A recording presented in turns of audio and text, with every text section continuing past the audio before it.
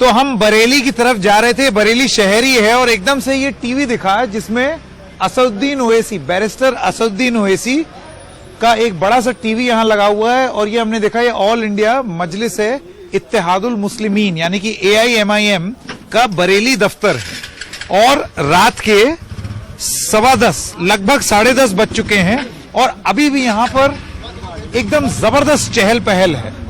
उत्तर प्रदेश के चुनाव में MIM फैक्टर कितना बड़ा फैक्टर है आप जैसे देख सकते हैं। यहां पर आग तापी जा रही है, आग तापी जा रही है। इधर पर सब लोग बैठे हुए हैं, आग जला करके धुआं हो रहा है, उसी में हाथ भी सेक रहे हैं।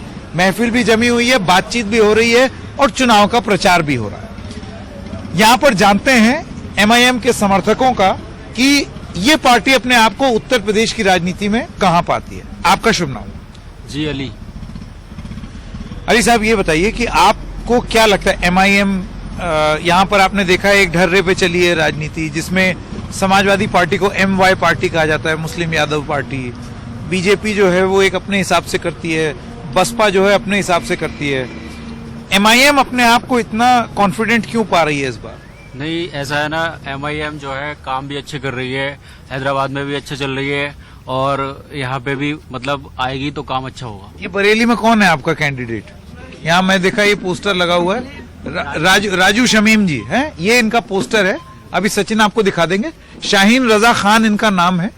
राजू शमीम 124 शहर विधानसभा भावी प्रत्याशी, यानी कि जो बरेली शहर विधानसभा है उसके प्रत्याशी हैं। तो आपको क्यों लगता है कि राजू शमीम साहब जीतेंगे? जी, क्या कहते हैं, इनका व्यवहार भी अच्छा है और इनकी पार्टी अच्छी है, क्योंकि पार्टी काम अच्छी करती है, इसलिए पब्लिक उनको चाहती है। और मुसलमान अगर सपा को वोट दे गया तो हमेशा देते आए। नहीं, ऐसा और सपा समाजवादी पार्टी उम्मीद से भी है। नहीं, ऐसी कोई बात नहीं है। हमारे प्रत्याशी जो है इनकी भी पूरी फुल बहुमत से आने की पूरी संभावना है और अच्छा काम कर रहे हैं ओवैसी साहब, और उन्हीं के जरिए मतलब ये जीतेंगे। अच्छा, मुझे ये बताइए, इस बारे में कौन बताएगा कि अक्सर MIM को ये बोला जाता है ये तो बीजेपी की B टीम है, ये थोड़ा सा वोट काट देते हैं ताकि कोई दूसरा ना जीते। ये जो B टीम वाली बात है, इस पर आप किस तरीके से जवाब देंगे? ये लोगों की गलतफहमी है जो इन्होंने B टीम बना रखी है, ऐसा कुछ है नहीं फिलहाल। ये इन्होंने अफवाह फैला रखी है कि ये B टीम की पार्टी। किसने फैलाई? बी टीम बोले तो भाजपा है। बी टीम बोले तो भाजपा। किसकी B टीम है? बी टीम भाजपा, मोदी जी की, योगी जी की, अखिलेश जी की, ये सब बी टीम में, हम A ग्रेड में। अच्छा, हम मामला ने MIM A ग्रेड में। A ग्रेड में हमारा ओवैसी भाई, बालिस्टर ओवैसी, असदुद्दीन ओवैसी भाई ग्रेड है अपना।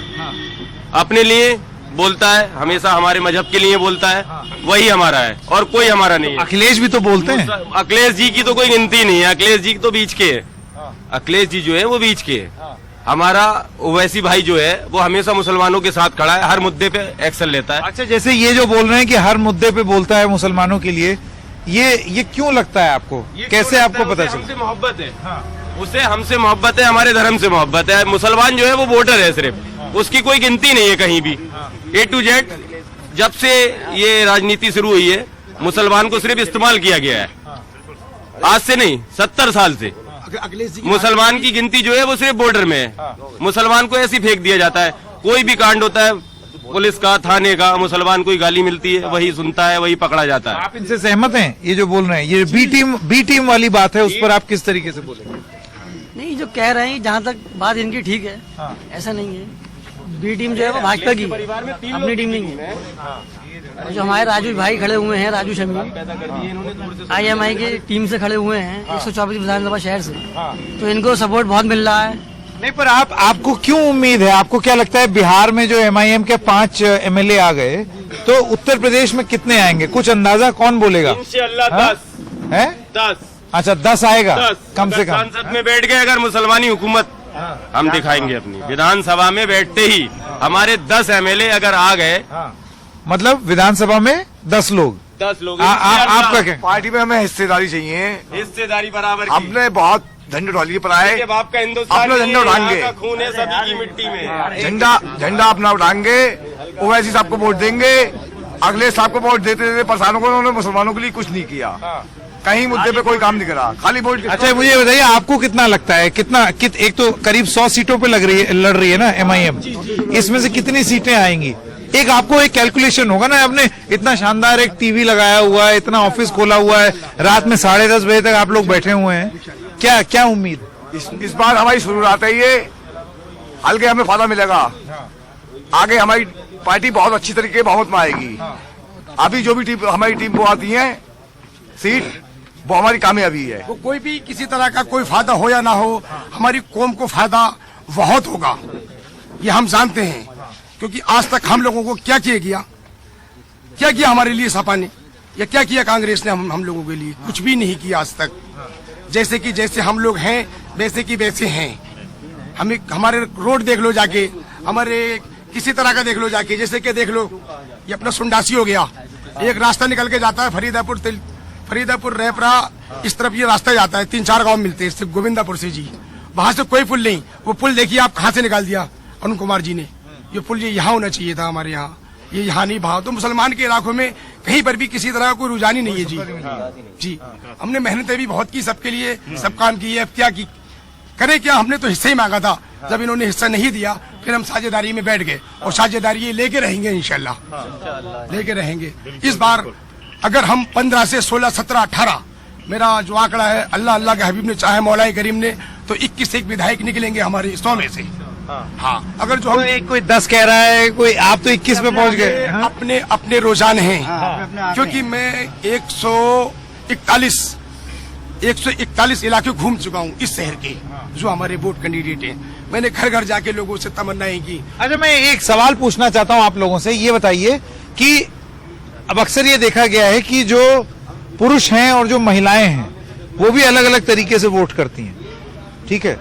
आपको लगता है कि मुस्लिम महिलाएं जो हैं वो भी असदुद्दीन ओवैसी को वोट देंगी?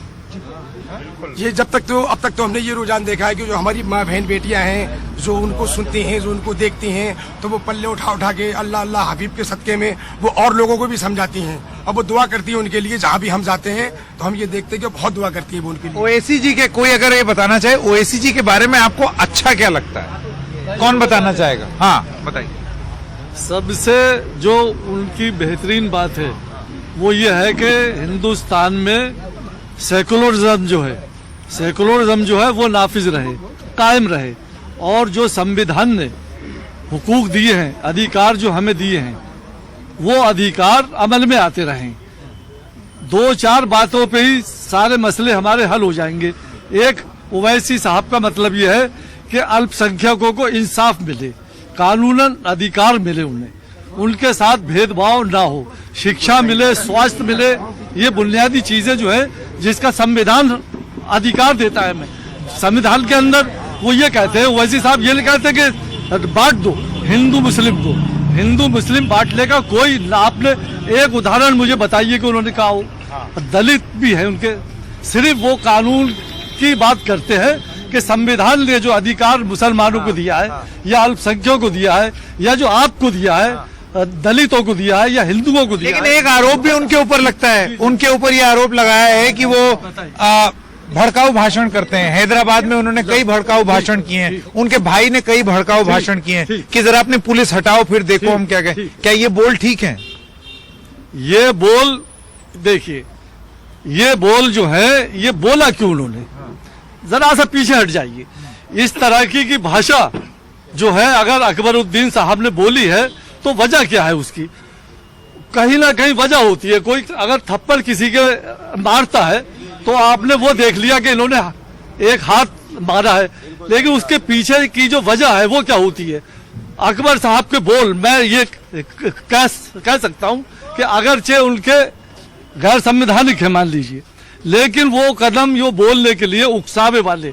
क्या आपने ये देखा कि ये धर्म संसद में जो मथुरा में बोला गया, जो इलाहाबाद में बोला गया, जो साक्षी महाराज आज पार्लियामेंट में मेंबर बने हैं, इनके बोल, जो एक यहाँ का विधायक और है, क्या नाम है उसका, बीजेपी का ही है, उसके बोल, और ये जो आज मुख्यमंत्री बने बैठे हैं इनके बोल, सारे तो वो बोल रहे हैं, तो फिर यहाँ पर एक जरा सा वो भी बोल गए। अच्छा, जरा सा और उनका जवाब दिया उन्होंने। ऐसा नहीं हो सकता। पुलिस जो है 15 मिनट को हटा ली जाए, 20 मिनट को हटा ली जाए। ऐसा नहीं बोलना चाहिए, ऐसा नहीं बोलना चाहिए। ये तो वो बात ठीक है, लेकिन चलिए लड़ाई आप लोगों की बात सुनी हमने, आप लोगों की बात समझ ली। अब देखना ये होगा कि जब वोटिंग होगी और जो नतीजा आएगा तब क्या नतीजे आएंगे। पर मेरे पास समय वक्त कम है, मैं आपके पास बाद में आऊंगा। आप लोगों का बहुत बहुत धन्यवाद, आप लोग जो हमारे साथ जुड़े। ये MIM का दफ्तर है बरेली में, जहां पर हमने लोगों से बात की। जैसे कि आप देख सकते हैं रात के 10:30 बज रहे हैं और अभी कार्रवाई तेज है यहां पर। बरेली से उसामा शाह और सचिन गुप्ता के साथ संकेत उपाध्याय, NDTV।